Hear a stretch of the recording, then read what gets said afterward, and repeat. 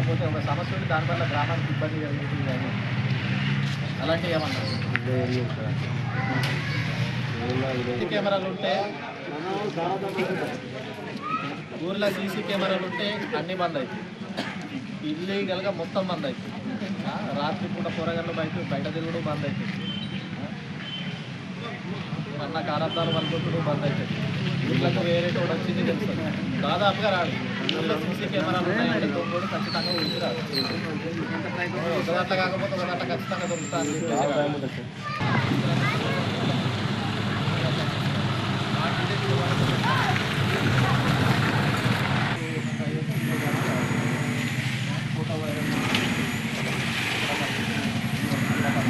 పేరు అనేది ఎవరికి తెలియదు, అవునా కాదు?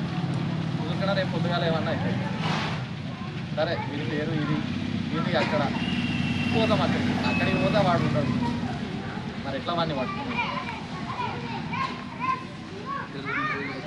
లెక్కపత్రం ఏదో ఒకటి ఉండాలి కదా ఊరికి వచ్చినప్పుడు.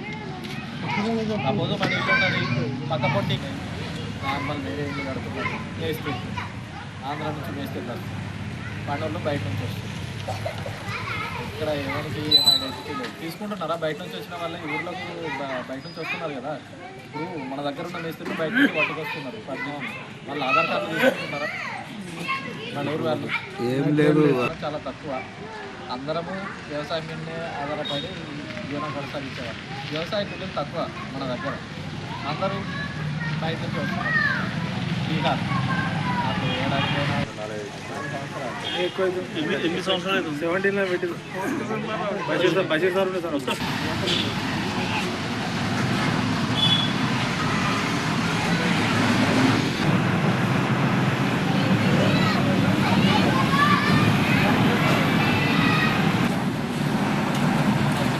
ఉద్దేశం ఏంటంటే ఇంకా సీసీటీవీ